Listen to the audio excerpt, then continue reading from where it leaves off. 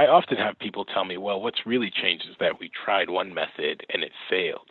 But those people owe us an explanation of why it's the case that it took 35, 40 years, 2.5 generations of African American and Hispanics being imprisoned. I think we can struggle for other answers, but the answer is plainly in front of us. We care about drug victims if they are white people or if we imagine them to be like the girl next door, so to speak. That's Ekow Yankah. He's a professor of law and criminal theory at Cardozo Law School. Suddenly, when we have an explosion of drug abuse in the white community, we come to our senses. Suddenly we have this revelatory breakthrough that drug users are humans who need help, not jail cells.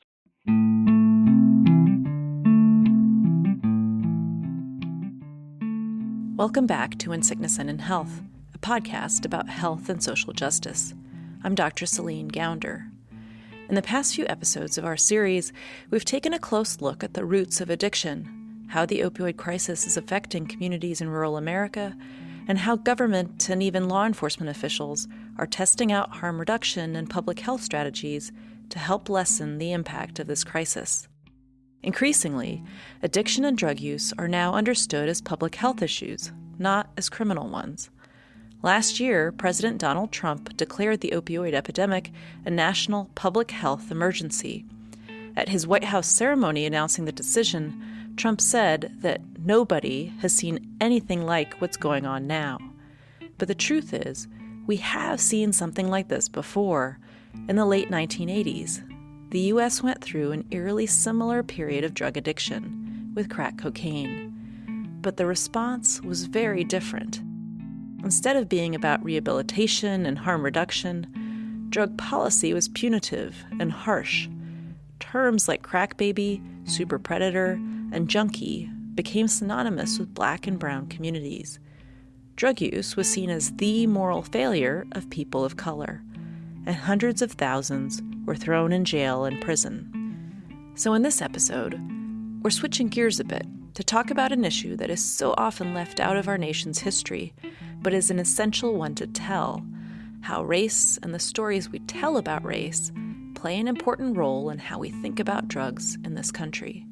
The story starts well before crack cocaine.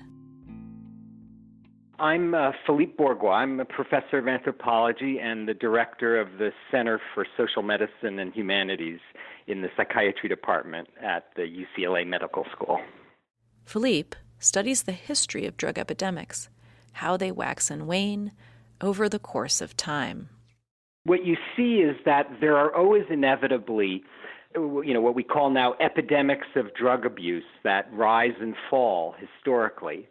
And they take distinct patterns that depend upon, one, the nature of the drug, the destructiveness of the drug, and also the state's response to it, so to speak, the policies that operate.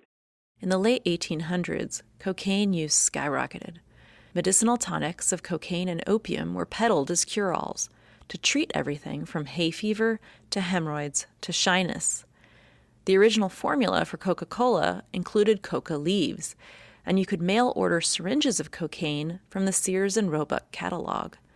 Employers even gave their workers cocaine to keep them awake longer, so they could put in longer hours in the mines and in the fields.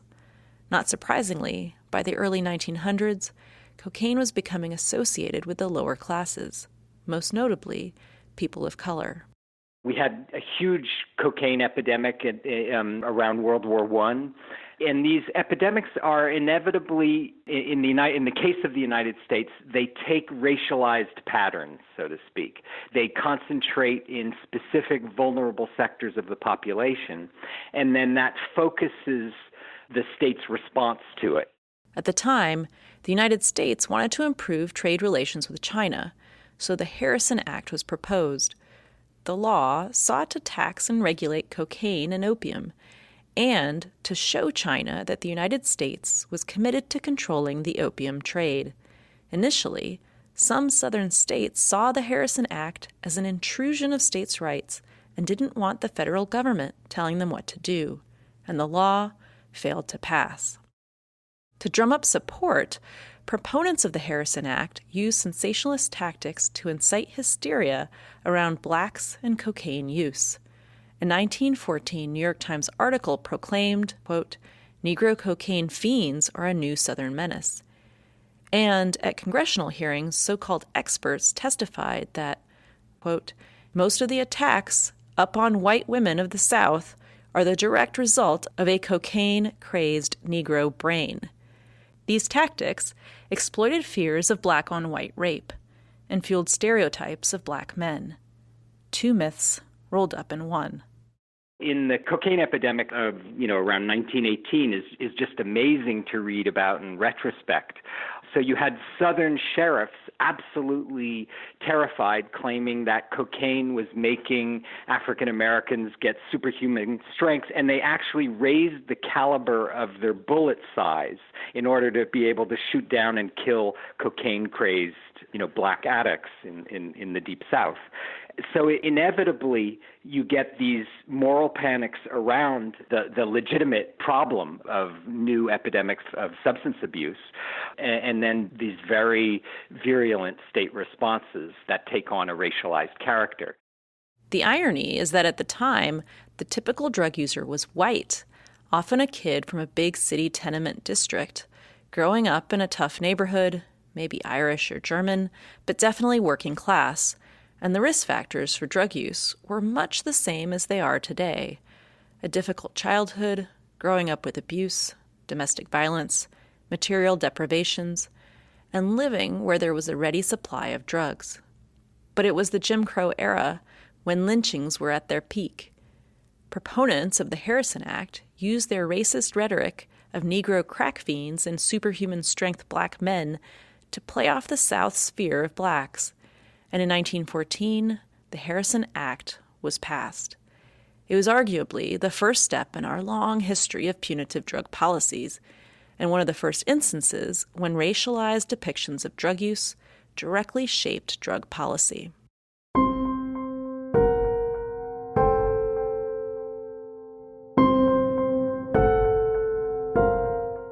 To some extent, what we're talking about is the bizarre fascination and obsession that the United States has around race. It's extraordinary when you look at the details of American history with respect to race. And, it goes all the way back to our relationship to slavery. No other country developed industrial capitalism, in its own country on the back of slavery.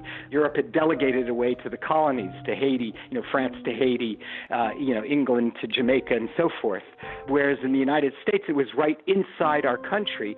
So it created these extraordinary rationalities for mistreating people and making profits off of them on the basis of their arbitrary skin color, and then to justify that culturally as if it was common sense that they were less than human.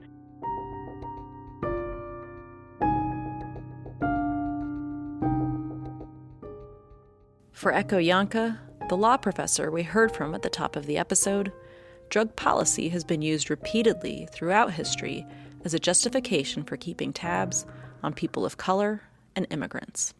So a huge amount of this is not about drugs at all. A huge amount of this has always been about social and class, and in particular, racial control. Ekow points to when marijuana was first effectively banned in 1937. In the early 1900s, there was an influx of Mexican immigrants coming into southern states like Texas and Louisiana. They, of course, brought with them their own customs, including their use of cannabis, later renamed marijuana by American prohibitionists to capitalize on xenophobia. So the reason marijuana was made illegal, and not just illegal, mind you, but a Schedule I drug, was because police officials and government authorities understood this was a way to police Hispanic migrant workers. This was a way of policing brown people. The idea was to have an excuse to search, detain, and deport Mexican immigrants.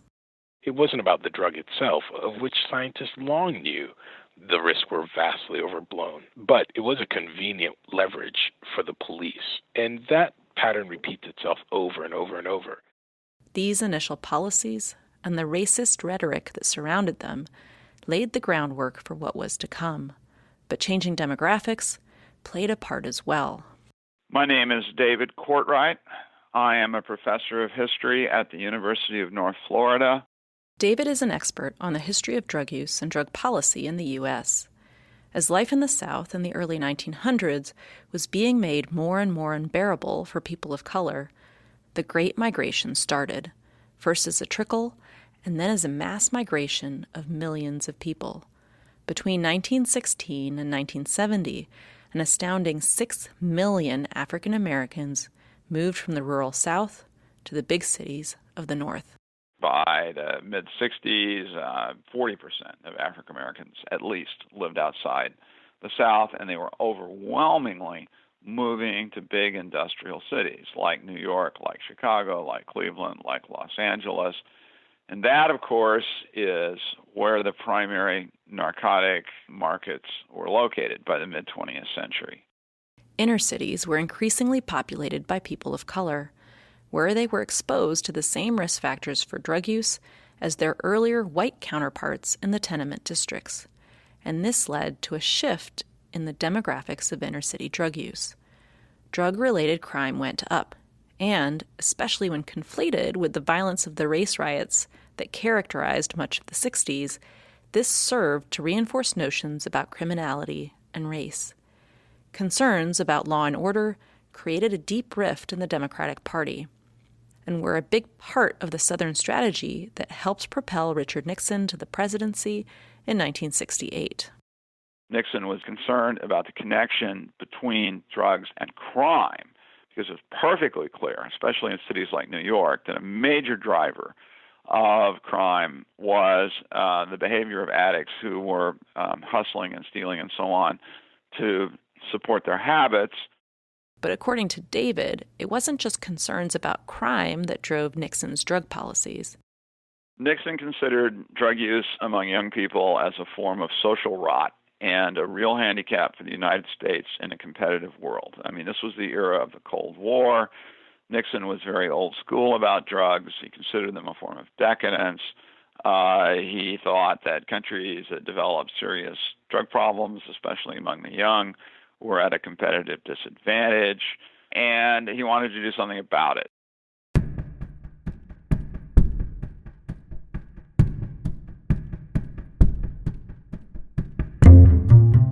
But Nixon's war on drugs was about something even bigger than crime, bigger than the Cold War. In 2016, John Ehrlichman, one of Nixon's policy advisors, told Harper's Magazine, quote, "The Nixon campaign in 1968 and the Nixon White House after that had two enemies, the anti-war left and black people. We knew we couldn't make it illegal to be either against the war or black, but by getting the public to associate the hippies with marijuana and blacks with heroin, and then criminalizing both heavily, we could disrupt those communities. We could arrest their leaders, raid their homes, break up their meetings, and vilify them night after night on the evening news. Did we know we were lying about the drugs? Of course we did."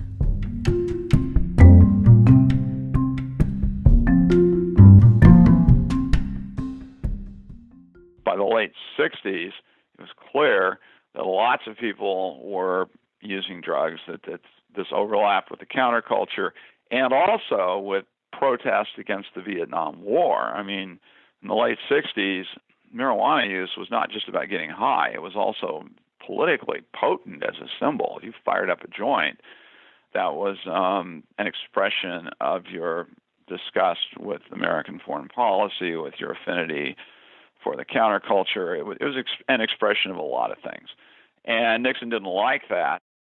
As we all know, the 60s and 70s, when Nixon was president, was a time of tremendous cultural change in this country. The Civil Rights era, the Women's Liberation Movement, anti-Vietnam War protests, gay rights, the environment. Drug use becomes part of a package deal. It becomes a culture war football. It's tied into a general sense that American society has become too permissive, that it's the fault of the liberals, but that there are all kinds of things that are going on that are detrimental to the social fabric, and from the standpoint of religious conservatives, ungodly.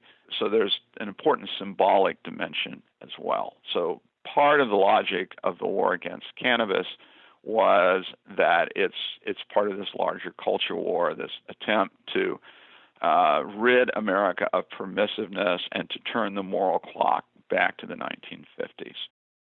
In 1971, President Nixon formally launched the war on drugs, calling for the eradication of illicit drug use. Over the next few decades, police efforts to stamp out drug use escalated, terrorizing communities of color. Here's Philippe Bourgois again. In this move to capture the sort of moral majority spirit of what we now understand to be the culture wars, basically what went on with Trump, started happening with who Nixon was appealing to, and then Ronald Reagan put that on steroids, where there was specifically an appeal to these sort of vague cultural values that are often very racist, or primarily very racist, in fact, that basically get people naively excited and distracted from sort of their pocketbooks to instead focus on vague cultural values of family values, patriotic values, and racist fantasies. By the time crack cocaine hit and became mainstream news, the groundwork had been set, and a very specific narrative of Black America had taken hold.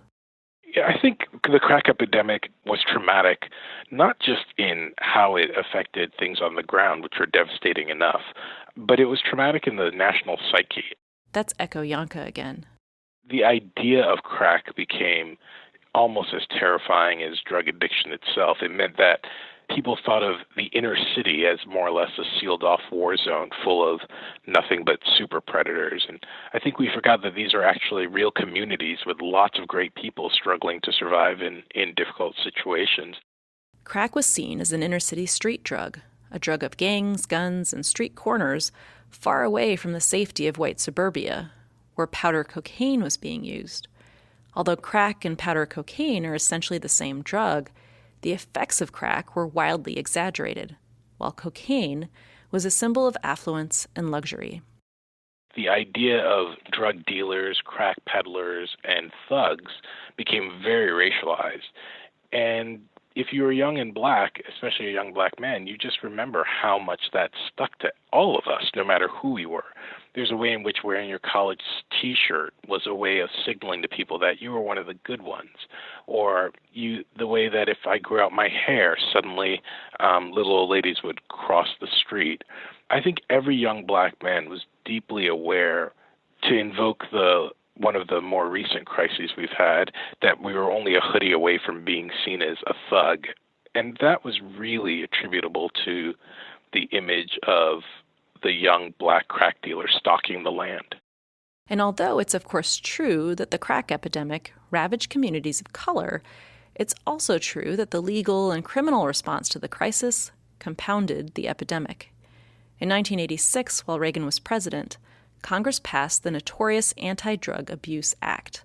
This law set penalties that were 100 times harsher for crack than for powder cocaine and imposed mandatory minimum sentences. It also allocated millions of dollars to building more prisons. Here's Philippe. Instead of increasing treatment access, they just massively invested in law enforcement and zero-tolerance law enforcement and in building up the prison infrastructure. And the United States then had the fastest rise in incarceration rates that has ever happened in the history of humanity, making us the country with the highest per capita incarceration rate in the world. And when you look at the graph, it's just terrifying to see. It starts in 1980, and it just shoots up like a volcanic mountain and then plateaus off in the 2010s. What happened was that in response to crack, a choice was made to institute a policy that we now understand to have been mass incarceration, which primarily hit African Americans and Latinos and poor whites. These policies ripped apart families and communities, and often for very minor offenses. A person caught with 50 grams of crack would be sentenced to 10 years in prison. For cocaine, the equivalent would be a possession of 5,000 grams. The sentencing ratio of crack to cocaine was an astounding 100 to 1. We had a whole generation that got swept off its feet and started cycling in and out of jail or just stayed in jail on super long sentences for trivial drug charges. And that experience is extremely negative for you. It makes you very hard to reintegrate into society. And it sets you up for an even longer-term problem once the person gets out of jail and all of a sudden all there are minimum wage jobs. No one wants to hire an ex-felon. And so they're at great risk of falling back into the same cycle of substance abuse that may have gotten them into prison in the first place. So you get a very vicious cycle with this mass incarceration response. For Ekow, mass incarceration and punitive drug laws are part of a racial bias that is steeped in our nation's history. I think it is part of a large web of things that are in one way or the other about controlling the poor, the African American, and now, of course, the Hispanic. And I think, frankly, it's a vicious circle because you don't have to think, my goal in this is to stop people from voting. You just have to think there is something wrong with these people such that when they do drugs, it comes from some pathological place, the same pathological place that makes them criminals, that makes them lazy, that makes them shiftless. And once you have this view that has, frankly, been the long undercurrent of our nation since its birth, it's very easy to use drug laws as just one more of a million things that allows you to dominate African American and Hispanics. And of course, it's not coincidental that you can use these same laws to control huge swaths of poor and struggling white people as well. But I think there's no question that the desire to control minorities is a huge part of why drug laws are convenient. And Ekow believes these laws have also fundamentally changed the legitimacy and power of our institutions. When we consistently use our political institutions to pretend and avow one value while serving another, it loses its moral force. It loses the way in which we have any faith that the laws are about anything other than a thin veneer of power. Ekow places the blame for this squarely at the feet of the unfair policing of Black communities. Hypocritical laws and law enforcement are incredibly corrosive. So, for example, the Black kid who is well aware that in the suburban neighborhood next door, all the kids can use whatever they want, that their white colleagues in the suburbs use the same drugs they do, often at the same rate they do, and that if they're caught, the cops either let them go or they get diversion sentence that disappears from their record, or more likely their parents are talked to quietly and they go into rehab. That young kid learns that these laws are not about drugs. These laws are about the way in which his neighborhood can be controlled by the cops. And it's not surprising that that cynicism spreads to his view of law enforcement generally, that it spreads to his view of the law generally, and that eventually it spreads to his view of the country generally.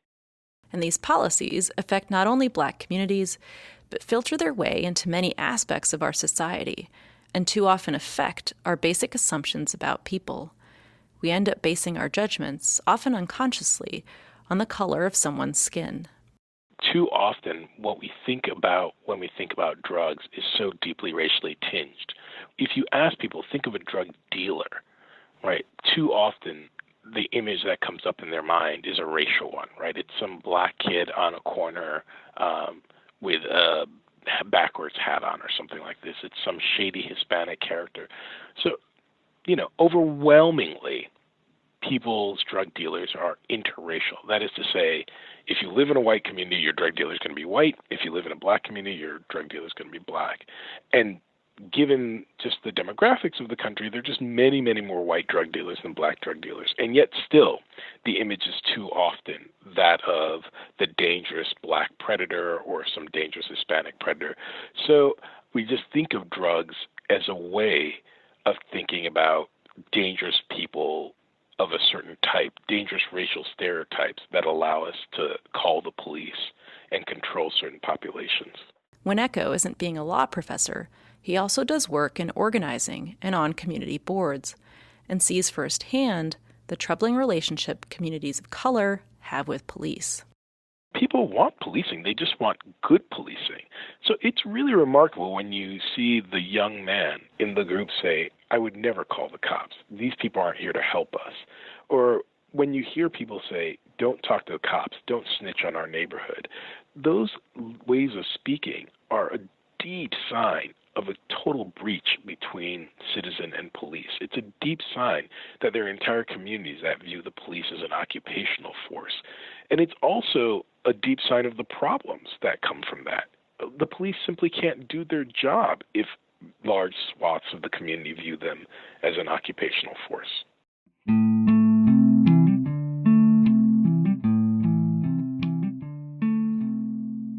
In our current epidemic, the opioid epidemic, the narrative of drugs and addiction has morphed yet again. But this time it's really different. Many more of us now view addiction as something to be met with compassion and rehabilitation, instead of seeing it as a moral failing. Staunch war-on-drug hardliners have changed their tune, and more police and elected officials are pushing for public health solutions to the opioid crisis. So what changed? For Ekow, it comes down to race. We can see that our responses to too many social problems split on the color line. That is to say, it's too often the case that when we think about jobs programs or social welfare benefits, healthcare, there are just too many things where if the community we imagine is white, we think this is a social problem that needs our help together. But if the community is black, we think, oh, there's something wrong with them. It must be a criminal law problem. For Ekow, although he's happy that our country is moving towards a public health approach to drug addiction, he can't help but feel a bittersweet sting. What's become obvious is that our response when we perceive drug users to be white, quote-unquote, average Americans, there's been this tremendous humanization, which is a slap in the face of minority communities that begged for that kind of humanity when drug use was rampant in our communities.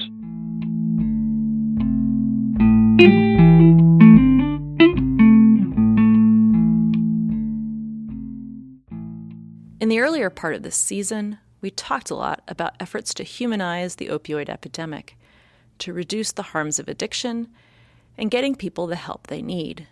But it's taken us a long time to get there, much longer than it's taken most other developed countries, in no small part because of the way that race, drugs, power, and control have become entwined in our nation's history.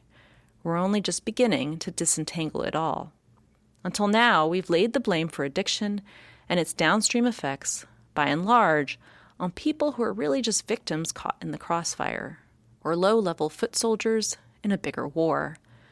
When we went after the big dealers, we limited ourselves to drug kingpins, not doctors or pharmaceutical executives who didn't meet our typical ideas of what a criminal is. But now, lawyers across the country are teaming up to bring these white-collar criminals to justice. That's next time on In Sickness and in Health. Today's episode of In Sickness and in Health was produced by Nora Ritchie and me. Our theme music is by Alan Best. You can learn more about this podcast and how to engage with us on social media at insicknessandinhealthpodcast.com. That's insicknessandinhealthpodcast.com. If you like what you hear, please leave us a review on Apple Podcasts. It helps more people find out about the show.